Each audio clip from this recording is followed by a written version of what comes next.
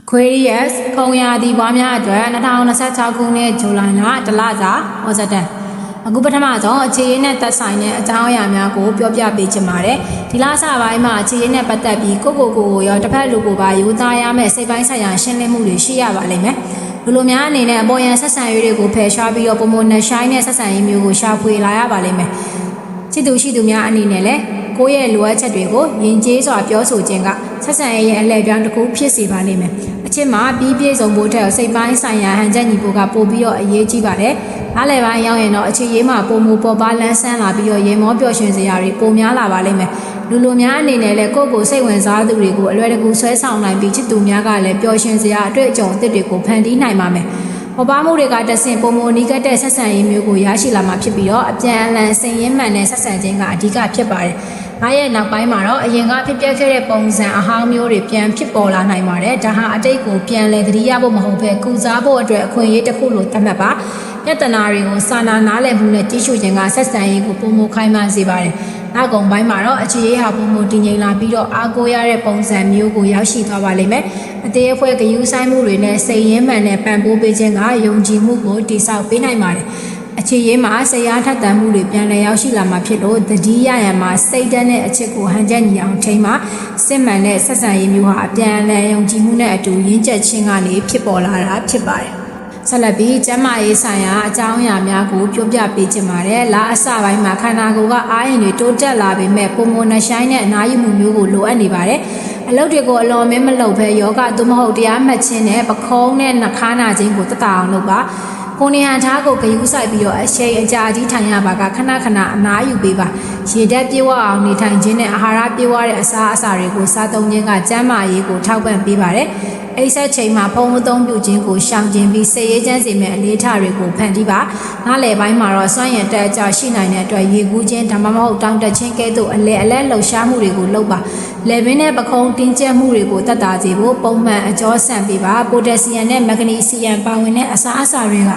သင်ရဲ့ကြွက်သားကိုကူညီပေးပါလိမ့်မယ်လူမှုဆက်ဆံရေးမှာအပြုသဘောဆောင်တဲ့သူတွေနဲ့ပေါင်းသင်ခြင်းကစိတ်ကျန်းမာရေးကိုမြင့်တင်ပေးနိုင်ပါတယ်။ဒါရဲ့နောက်ပိုင်းမှာတော့ကိုယ့်ရဲ့လေ့ကျင့်ခန်းပုံစံကိုပြန်လည်မွမ်းမံပြီးဆရာထက်သန်မှုတွေရရှိပါလိမ့်မယ်။လေ့ကျင့်ခန်းလုပ်တဲ့အခါမှာပင်ပန်းနှမ်းနယ်မှုမဖြစ်စေဖို့တတိထားပါ။လက်ကုန်ကန်ဒီအချိန်မှာတော့စိတ်ကိုတည်ငြိမ်အောင်ထားဖို့တရားမှတ်ခြင်းသို့မဟုတ်ယောဂကိုလုပ်ပါ။ရောင်ရမ်းမှုရောကြစေတဲ့အစားအစာတွေနဲ့တဘာဝတရားထဲမှာအချိန်ဖြုံးခြင်းကလန်းဆန်းစေပါမယ်။အလုံးနဲ့အနားယူခြင်းကိုယ်နဲ့စိတ်ကျန်းမာရေးကိုဟန်ချက်ညီအောင်ထိန်းသိမ်းပါ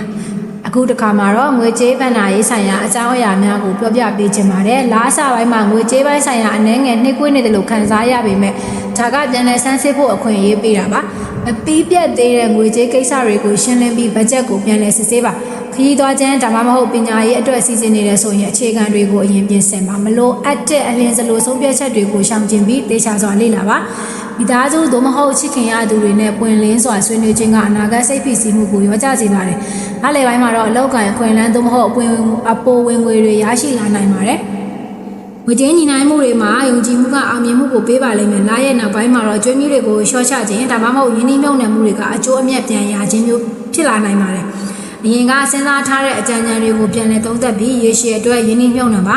နောက်ကုန်ပိုင်းမှာတော့ဘတ်ဂျက်စနစ်ကိုအဆင့်မြင့်တင်ပြီးငွေကြေးဆိုင်ရာအင်အားသင့်စရာတွေကိုစိတ်ရည်နဲ့ရင်ဆိုင်ပါငွေကြေးဆိုင်ရာဆွေးနွေးမှုတွေကိုပွင့်လင်းစွာလှုပ်ဆောင်ခြင်းကငွေကြေးကိုဟန်ချက်ညီစေပါလိမ့်မယ်အခုတစ်ခါမှာတော့အလောက်ကိုင်းနဲ့တံမွေးဝမ်းကြောင်းဆိုင်ရာအကြောင်းအရာများကိုပြောပြပေးချင်ပါတယ်လားစာပိုင်းမှာအလောက်ခွင်အတွက်နီးပြူအားကြကြစဉ်းစားခြင်းနဲ့ဆက်ဆံရေးတည်ဆောက်ခြင်းကအဓိကဖြစ်ပါတယ်အစည်းအဝေးသို့မဟုတ်ပွဲလန်းသဘင်တွေကိုတက်ရောက်ပြီးတန်ဖိုးရှိတဲ့အဆက်အသွယ်တွေကိုရှာဖွေပါညီနိုင်မှုတွေလုပ်တဲ့အခါမှာစိတ်ရှည်တီးခံပြီးပွင့်လင်းစွာပြောဆိုခြင်းကအလုပ်ကိုအဆင်ပြေစေပါမယ်။အလုပ်တွေရှုပ်ထွေးမနေအောင်စနစ်တကျထားရှိခြင်းကပုံမထုတ်လုပ်နိုင်စွမ်းရှိစေပါတယ်။အလယ်ပိုင်းမှာတော့မမျှော်လင့်ထားတဲ့စိန်ခေါ်မှုတွေပေါ်လာနိုင်ပေမဲ့တင်းရဲ့ခေါင်းဆောင်မှုကအပြေရှာပေးပါလိမ့်မယ်။အလောက်ကန်တာဝန်သစ်တွေကိုယုံကြည်မှုရှိရှိလက်ခံပြီးအကြံဉာဏ်တွေကိုလည်းနားထောင်ပါ။ပူးပေါင်းဆောင်ရွက်ခြင်းကရေးချေအောင်မြင်မှုအတွက်အခြေခံအုံမြင့်ဖြစ်လာပါလိမ့်မယ်။အားရနောက်ပိုင်းမှာတော့အရင်ကစ조사ခဲ့တာတွေကိုပြန်လည်သုံးသပ်ပြီးညီမှန်းချက်တွေကိုချိန်ညှိပါလူသားမှုရှိတဲ့ဆက်ဆံရေးတွေကသာလုပ်ငန်းခွင်မှာအဓိကအောင်မြင်မှုတွေကိုဆောင်ကျဉ်ပေးပါလိမ့်မယ်။ကျွမ်းကျင်မှုမြင့်တဲ့ရေးဒါမှမဟုတ်သင်တန်းတက်ခြင်းကအနာဂတ်အတွက်အထောက်အကူဖြစ်စေပါတယ်။နောက်ကုန်ပိုင်းမှာတော့တာဝန်တွေများပြားလာနိုင်တဲ့အတွက်အခြေစီမံခန့်ခွဲမှုကိုအဓိကထားပါ။လုပ်ငန်းခွင်မှာတည်ငြိမ်မှုရှိပြီးရှင်းလင်းစွာဆက်သွယ်ပြောဆိုခြင်းကအောင်မြင်မှုတွေကိုဆောင်ကျဉ်ပေးပါလိမ့်မယ်။ အခုနောက်ဆုံးမှာတော့ပညာရေးနဲ့သက်ဆိုင်တဲ့အကြောင်းအရာများကိုပြောပြပေးချင်ပါတယ်။လာစာပိုင်းမှာတော့သင်ခန်းစာတွေကိုပုံမှန်နဲ့ရှိုင်းစွာနားလည်နိုင်ဖို့အတွက်အချိန်ပေးပြီးတော့အာရုံစိုက်ပါ။စာချက်တဲ့နေရာနဲ့အချိန်စရာကိုစနစ်တကျလှုပ်ဆောင်ခြင်းကသင်ယူမှုကိုပို့ပြီးတော့ထိရောက်စေပါလိမ့်မယ်။သင်ခန်းစာတွေကိုအသေးစိတ်လေ့လာပြီးနားမလည်တာတွေကိုဆက်ရသို့မဟုတ်မိတ်ဆွေတွေကိုမေးမြန်းပါလက်တွေ့လှုပ်ဆောင်ခြင်းကယုံကြည်မှုကိုတိုးတက်စေမှာဖြစ်ပါတယ်။နားလည်ပိုင်းမှာတော့လေ့လာမှုလမ်းကြောင်းအသစ်တွေကိုစမ်းသပ်ခြင်းနဲ့ပညာရပ်တွေကိုပေါင်းစပ်လေ့လာခြင်းကအကျိုးရှိစေပါလိမ့်မယ်။အုပ်စုလိုက်ဆွေးနွေးခြင်းနဲ့အကြံဉာဏ်တွေကိုမျှဝေခြင်းကအသိပညာကိုကျွယ်ဝစေပါလိမ့်မယ်။အနားယူခြင်းနဲ့စာချက်ချိန်ကိုဟန်ချက်ညီအောင်လှုပ်ဆောင်ခြင်းကစိတ်ကိုကြည်လင်စေပါမယ်။နားရဲ့နောက်ပိုင်းမှာတော့သင်ယူခဲ့တာတွေကိုစီမံကိန်းမှာအသုံးချပြီးအကြံပြုချက်တွေကိုလက်ခံပါ။သင်ခန်းစာခက်ခဲတာတွေကိုပြန်လည်လေ့လာပြီးစနစ်တကျလှုပ်ဆောင်ပါ။နောက်ကုန်ပိုင်းမှာတော့အကြောင်းအရာအသစ်တွေကိုစူးစမ်းလေ့လာလို့စိတ်တွေပြင်းပြလာမှာမို့လို့